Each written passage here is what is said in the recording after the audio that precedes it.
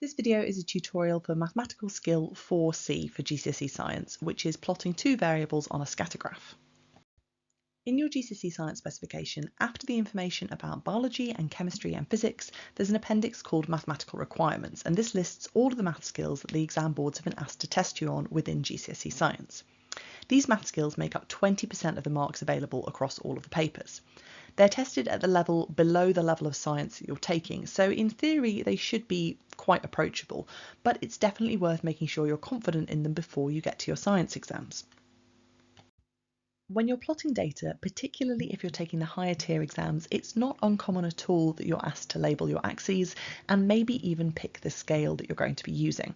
So let's talk about this first. When you're given a table of data, the left-hand column is always going to be the independent variable, and that's going to go on your x-axis, which is the horizontal axis. So a couple of things to note here. One is that when the exam paper says label the x-axis, they don't mean write the letter x, they mean tell us what the x-axis is. And the other is that you don't just need the axis title, you also need to have the units, which here would be seconds. And then we also need to label our y-axis, which here is going to be volume in centimetres cubed. Now, if you are asked to pick the scale, it's important that your data are taking up more than half of the paper available. So in this instance, it's quite obvious what we're expected to do. We're going to have time in 30-second chunks across the bottom, and then we're going to have our volume of gas going up in 20s.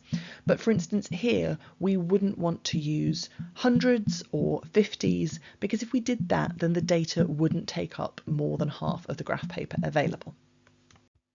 Once we've labelled our axes and written down our scales, the next most important thing is to make sure that we are plotting all of the data. And that sounds ridiculous, but you wouldn't believe how many people miss out this first data point here that goes at the origin. So remember, you do need to plot whichever data point happens at 0 seconds. And then we're going to go through and we're going to carefully add small crosses.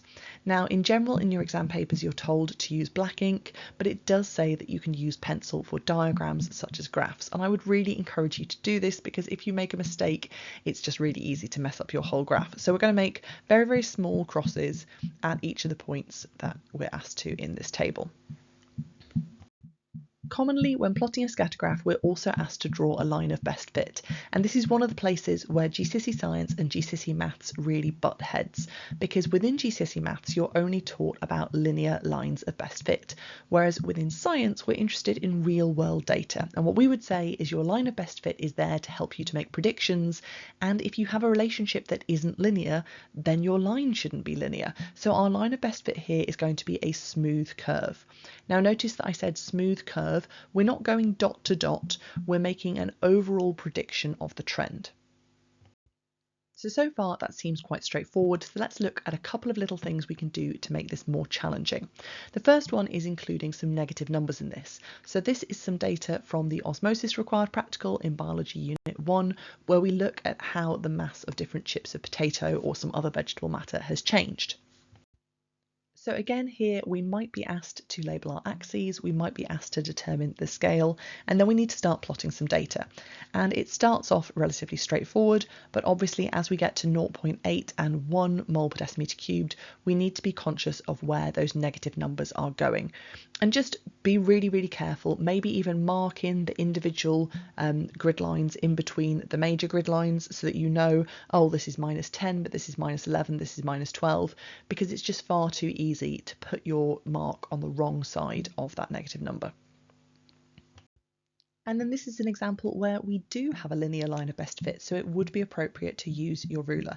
And you can see there that at 0.6 moles per decimetre cubed, we have one data point that is not directly on that line, and that's fine. We expect that within a scientific experiment, but the overall trend is a linear one, so therefore we need to draw a straight line of best fit. The other big difference that we see between the foundation tier papers and the higher tier papers is the sorts of scales that we're being expected to use. So very commonly in the foundation tier paper, the individual squares on the graph will be 1 or maybe 10. But on the higher tier paper, it's much more likely that they will be something else a little bit more complicated, and you'll be expected to figure this out.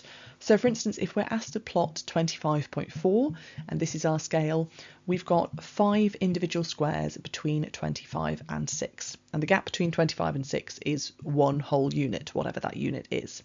So 1 divided up into 5 smaller pieces is 0.2. And then we're trying to plot 25.4, so we need to think, well, how many 0.2s above 25 is that? So 25.4 is going to be 2 squares above 25, and so that's where my plot is going to go.